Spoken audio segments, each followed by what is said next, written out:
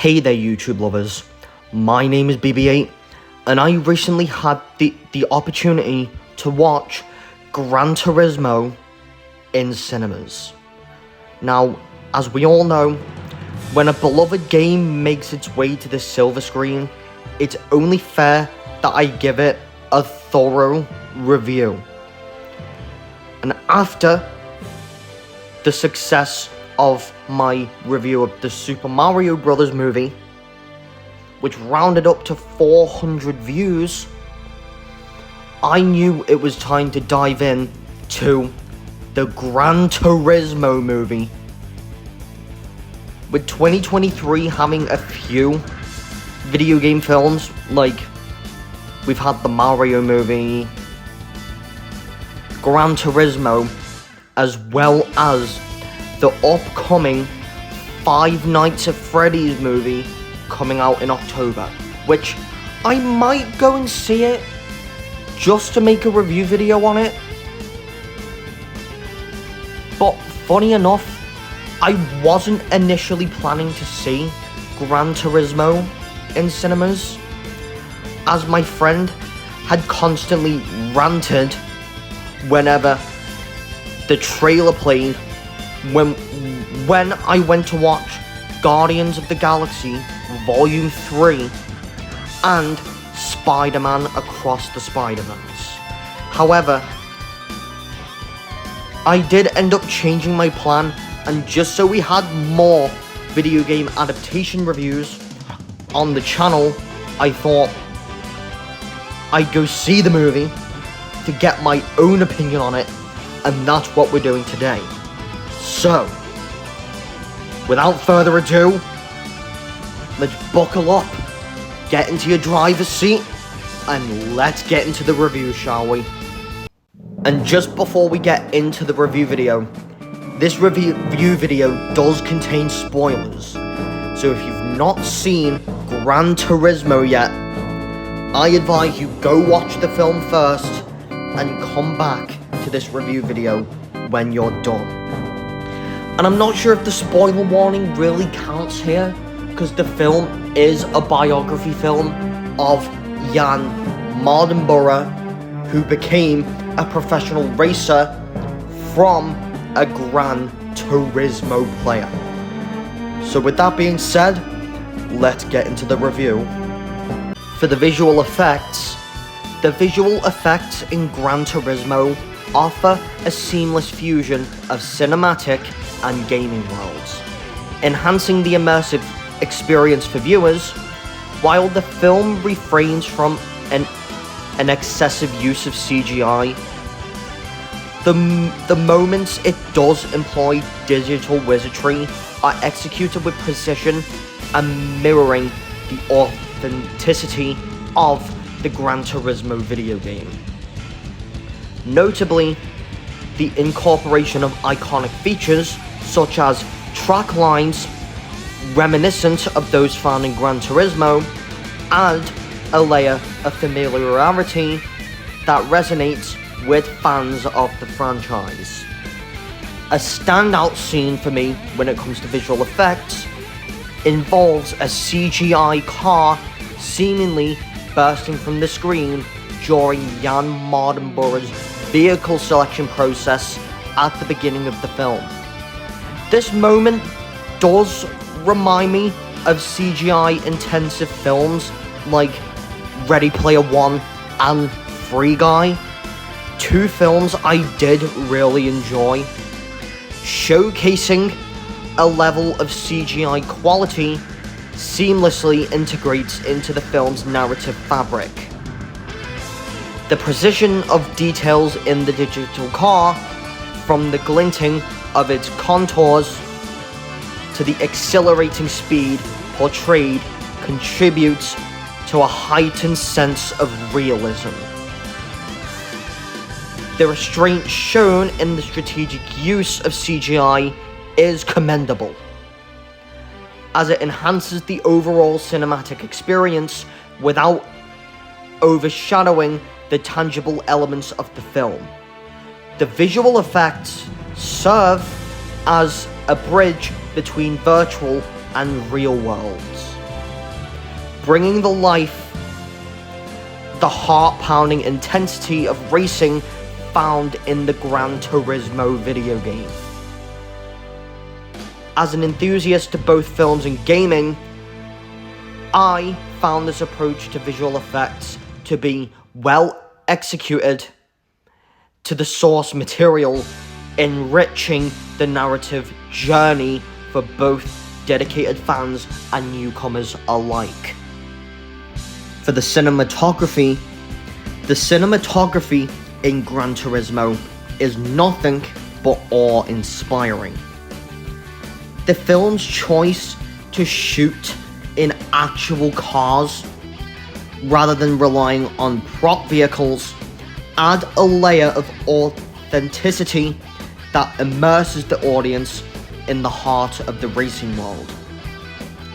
The dedication to realism is evident in every frame, and the result is a visual spectacle that captures the essence of speed and competition. One standout moment is the handling of Mardenborough's crash in Nürburgring, which I can't really pronounce that because it's German, but you might be able to get what I mean. While the biopic accuracy may be a bit questionable, the film does venture into uncharted territory by presenting the crash from a first-person perspective. This unique approach creates an intense and visceral experience that resonates with the racing theme. Having delved into behind-the-scenes videos before I went to see the movie, I was already aware of the meticulous planning and execution that went into the cinematography. The absence of extended CGI was notable, with visual effects reserved for pivotal racing sequences and immersive moments when Jan Mardenborough is engrossed in playing Gran Turismo earlier in the movie. This restraint in CGI usage contributes to the film's grounded feel, allowing the audience to connect intimately with the characters and their experiences. The technology harnessed to bring Gran Turismo to life is nothing short than exceptional. The film's portrayal of high-speed races, the interplay of light and shadows, and the dynamic camera movements all contribute to a visually stunning journey, and the craftsmanship behind it is a testament to the dedication of the filmmaking team and enhances the overall cinematic experience. For the story, Gran Turismo takes a bold leap into uncharted territory as the first biopic video game film hybrid. This groundbreaking concept sets it apart from the conventional adaptations we've seen so far. While the film follows a unique premise, it's not the first of its kind, with Tetris, a film that did come out on Apple TV Plus this year, having delved into the biographical storytelling about the inventor of the iconic game. My intrigue was piqued when I did hear the news that a Gran Turismo movie was in production. After all, the Gran Turismo franchise does lack a conventional narrative or established lore due to its nature as a racing simulator. And the only question that was left in my head when the film was announced is, how could a Gran Turismo movie translate into a functioning plot? The answer lies in the life story of Jan Mardenborough, a Gran Turismo player who transformed his virtual prowess into a remarkable real-world journey. The film delves into his path from a virtual driver to a professional race car driver through the GT Academy program. Amidst my curiosity, certain dramatic sequences failed to resonate with me, but however, David Harbour's character added a layer of depth to the narrative, adding emotional texture. As much as I appreciated the film's innovative concept, my main critique hinges with the biopic handling. Compared to its real-world counterpart, this aspect, explored further in the biopic handling section, which I will get into later, raises concerns about accuracy and creative liberties that detract from the authenticity of the biographical component, and the ending was heartwarming and emotional. For the cast and the characters, I didn't know if using the term character would work in the scenario of a biopic, since the film is based on a true story. The cast consists of Archie Madekwe, who came from Heart of Stone, Sea, and Love, Death and Robots, portraying Jan Mardenborough. David Harbour, who came from Hellboy, Black Widow, and Violent Night, playing Jack Salter, who is the trainer and mentor of Jan Mardenborough.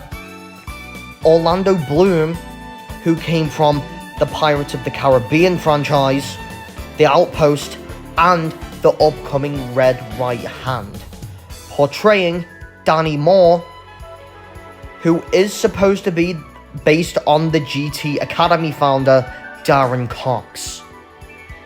Darren Barnett, who came from Love Hard, Skull Island, and Agents of S.H.I.E.L.D., portraying Matty Davis, a rival driver of Jan Mardenborough. Digimon Hounsou, who came from Guardians of the Galaxy, How to Train Your Dragon 2, and Shazam, portraying Jan Mardenborough's father, Steve Mardenborough. Jerry Halliwell, who is more known as a member of the Spice Girls, which I didn't actually know at first, but she portrays Jan Mardenborough's mother in the film. And Takahiro Hira, who came from Snake Eyes G.I. Joe Origins, portraying Kazunori Yamauchi, who created the Gran Turismo video game. This film does not have a big list to roll around with, and most of the names in the cast I had never even heard of before Gran Turismo, apart from David Harbour and Orlando Bloom. I did know Jimon Hounsou's face from somewhere, I just didn't know his name. And the cast did not include names I hate, such as Amber Heard and Ezra Miller, which is why I didn't watch that 3 out of 10 Flash movie in cinemas. But the cast did their jobs at portraying their on-screen counterparts.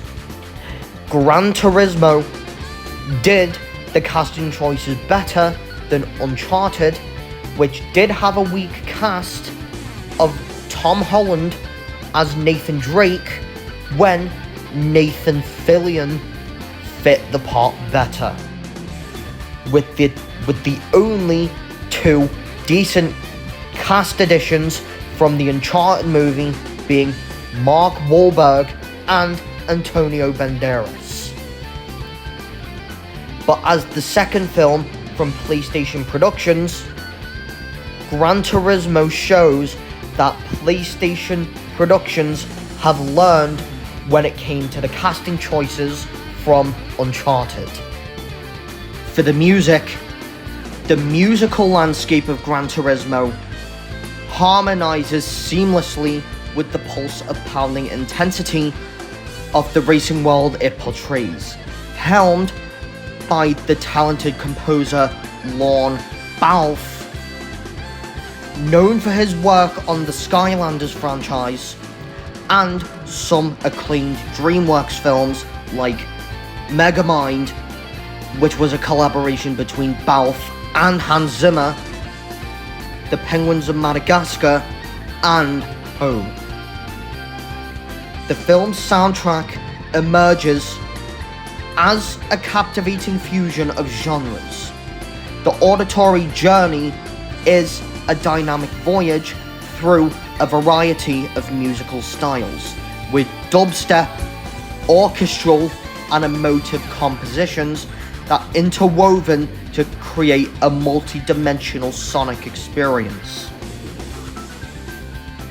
While the film artfully weaves its own original score, it also deftly integrates licensed tracks that infuse depths and character into pivotal scenes. Among the licensed music selections are the eclectic ensemble resonates from diverse moods.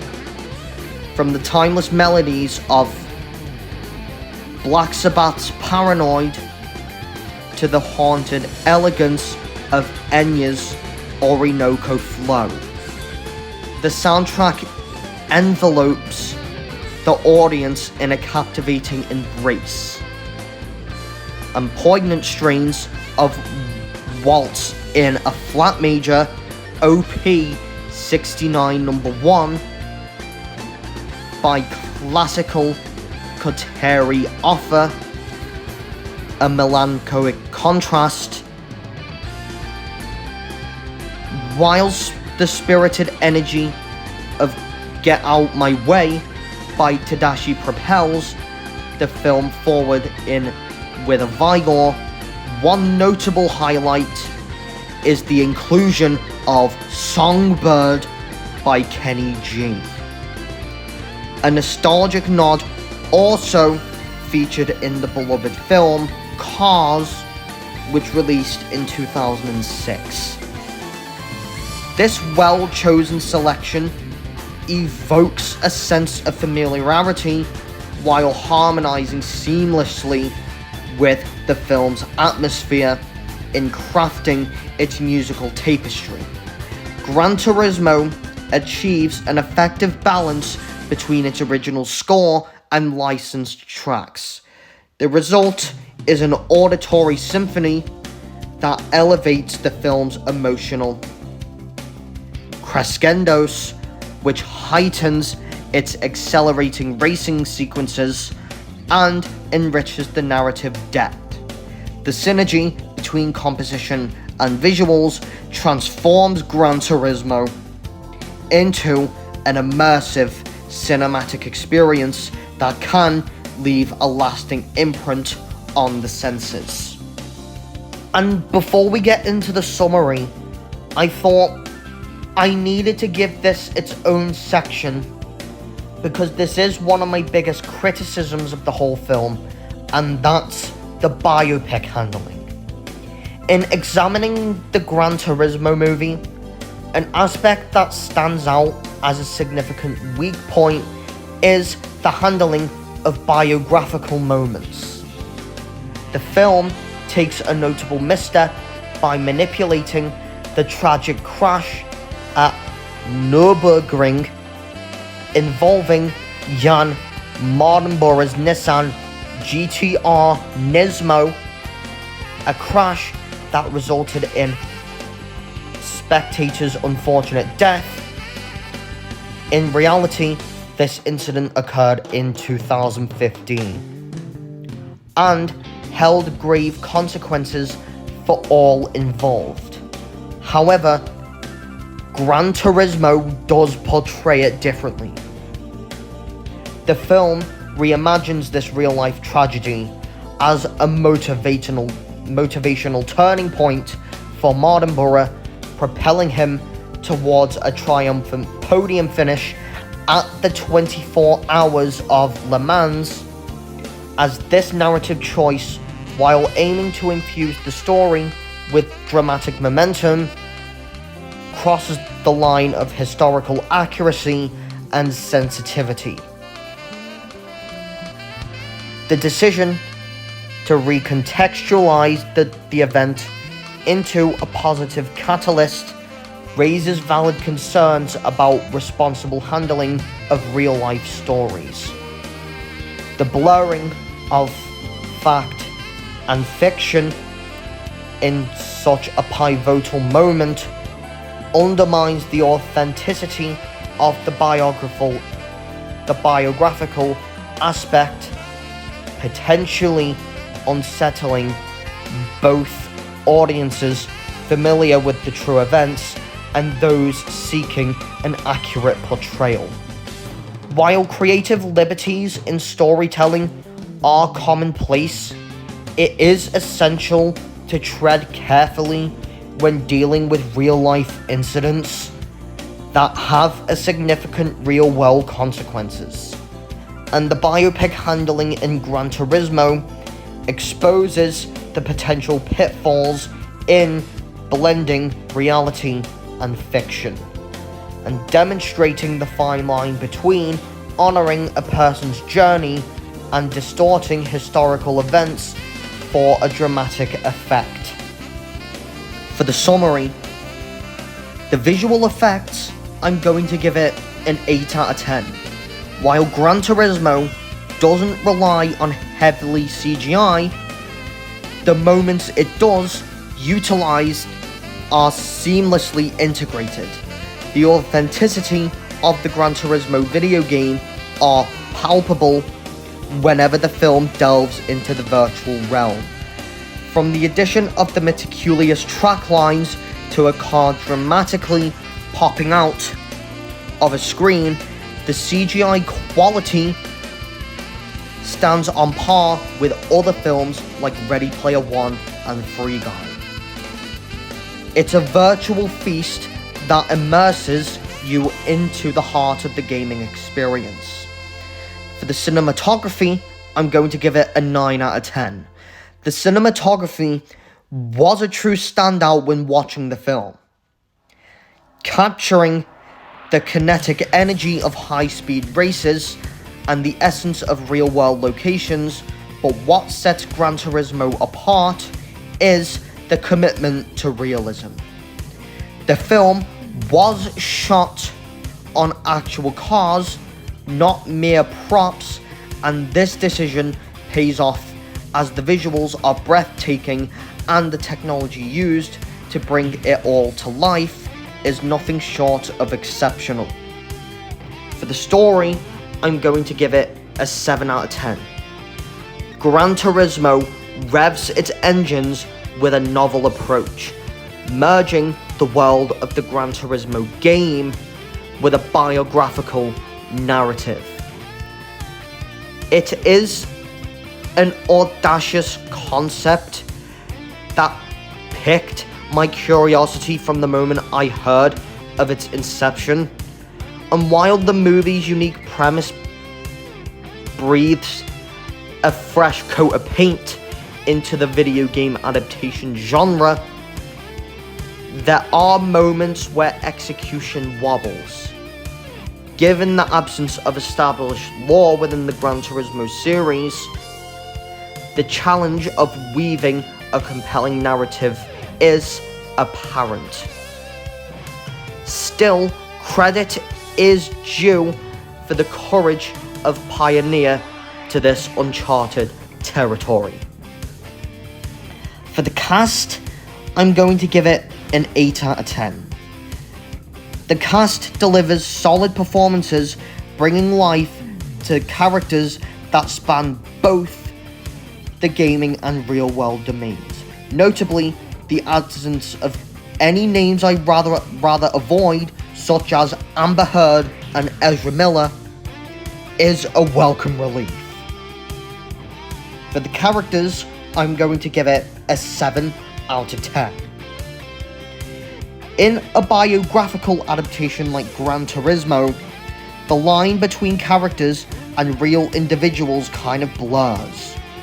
While the film doesn't strictly follow the traditional concept of characters, the portrayal of Jan Mardenborough, a Gran Turismo player turned professional race car driver, offers a unique perspective that does add depth to the storytelling. The music, I'm going to give it a 7 out of 10.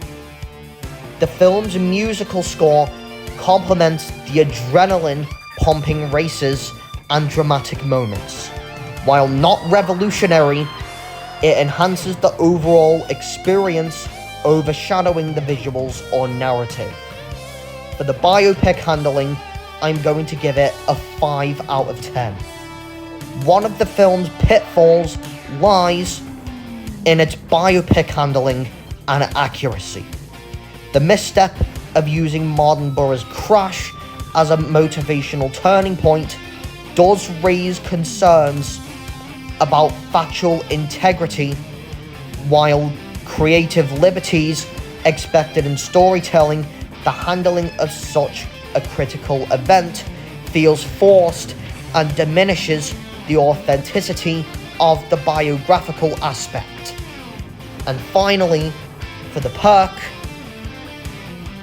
and just before we assign the perk to Gran Turismo, I thought I would introduce the one thing I was supposed to introduce in my review of the Super Mario Bros. Movie, and that's the perk system for the video game adaptations category. The video game adaptations category in BB8's House Reviews will have not one but 2 perk systems for both films and TV shows. And as we venture into the dynamic world of adaptations, this system offered tailored guidance as of the Gran Turismo movie sets the stage for this unique approach. While films find their place in the theatrical and rent or stream perks, TV shows, which will have its own perk system introduced when I get to review either The Last of Us or the new Twisted Metal series, if I have some way to watch them. And these adaptations will see a thoughtful swap, aligning perks to best suit the scenarios they bring to life. So, and now for the perks, we have the Certified Gold perk being a video game movie with a 10, meaning that it's one of BB8's House's all-time top picks. And since we've never had a peak video game movie before, so no one has earned the Certified Gold perk for video game adaptations just yet. And the furthest we have got in the perk system is the Super Mario Bros. Movie, which did earn its collector perk on an 8.6 out of 10 score.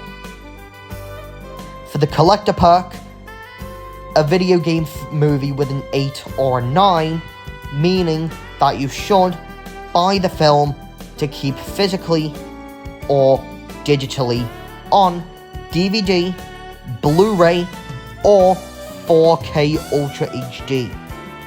The previous examples are the Super Mario Bros. Movie, which scored 8.6 out of 10, Pokemon Detective Pikachu, which on the previous watch got an 8.3 out of 10, but will be getting a review video in October with the upcoming Detective Pikachu Returns and Sonic the Hedgehog 2, which scored 8.1. The theatrical perk, which replaces the play then sell perk from other categories, meaning that this is a video game movie with a 6 or a 7, meaning that the film has enough for the film to be experienced theatrically but not to own. But you can own the film if you are a die-hard fan of the franchise, but for casual viewers, it's a different argument. Past examples include Sonic the Hedgehog, Mortal Kombat 2021, Rampage, The Angry Birds Movie 2, Tomb Raider, and The Angry Birds Movie. The Rent or Stream perk, replacing the Borrow or Stream perk from other categories, meaning it's a video game movie with a 4 or a 5. Meaning that it's advised that you should rent the movie or stream it if available on a streaming service. Past examples include Uncharted, Mortal Kombat 1995, Doom, Assassin's Creed, and the Halo series from last year. And finally, the Void perk is a video game movie with a 1, 2, or 3, meaning that it's advised that you avoid the film at all costs.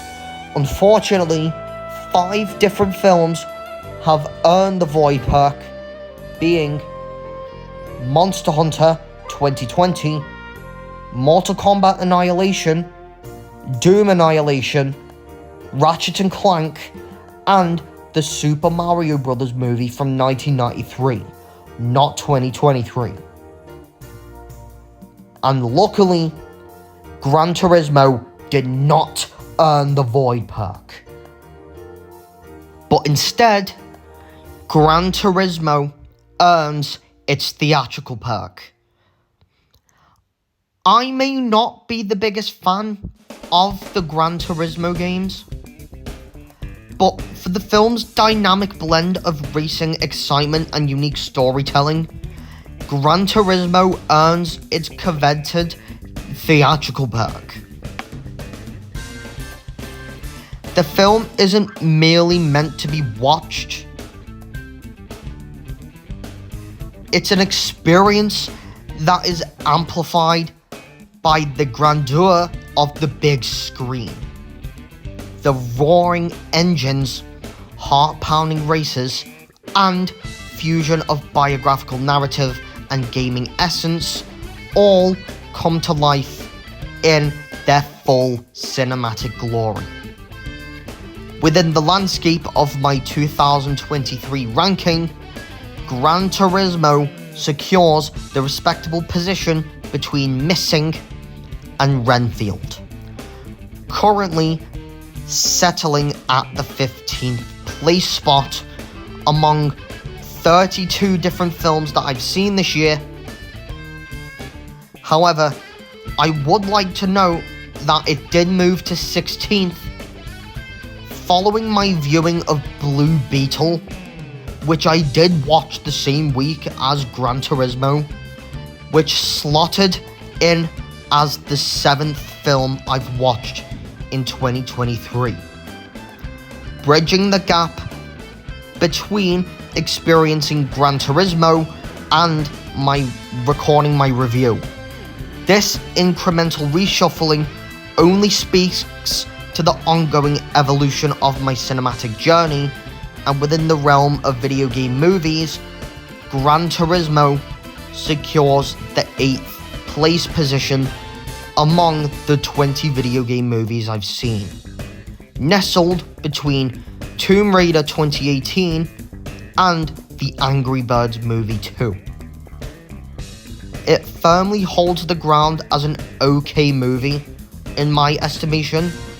Despite its flaws, Gran Turismo boasts commendable strengths, and the standout cinematography and innovative approach to the storytelling makes it a more unique video game adaptation. But however, personal preferences do play a role, and as a viewer less inclined towards the Gran Turismo games, I find the film's experience best savoured on the grand cinematic canvas. Comparatively, Gran Turismo holds its ground against cinematic contenders like Uncharted, which I rate a 5 out of 10, and it's vital to acknowledge that while PlayStation Productions have ventured into a diverse array of projects, the true apex remains yet to be experienced, such as the Last of Us series. And overall, I give Gran Turismo a 6.8 out of 10. Gran Turismo might not hit the finish line as a cinematic masterpiece, but its innovative blend of biopic and gaming elements earn it as a respectable place on the podium. Whether you're a racing enthusiast or a fan of the Gran Turismo series, or simply seeking for a thrilling ride, this film offers a unique pit stop in the world of video game adaptations. Like, Gran Turismo is not the kind of film I'm going to own with the Mario movie, Detective Pikachu, and the Sonic films, because I'm not really the biggest GT fan, but I thought this film was actually okay. Like, the cinematography in it was great. Although I did have issues with the biopic handling, Gran Turismo was a fine film. So guys, what did you think of my review for Gran Turismo? Don't forget to subscribe to my channel, like this video, and turn your notification bell on so you don't miss another video game adaptation review like this one. And with only one other video game adaptation coming out this year, being Five Nights at Freddy's in October, I probably might go back to Detective Pikachu and the Sonic the Hedgehog movies, rewatch them, and do review videos for them as well. Because the only video game films we have coming out in 2024 is Borderlands and Sonic the Hedgehog 3. So, I will see you all in a future video game adaptation review. BB8 out.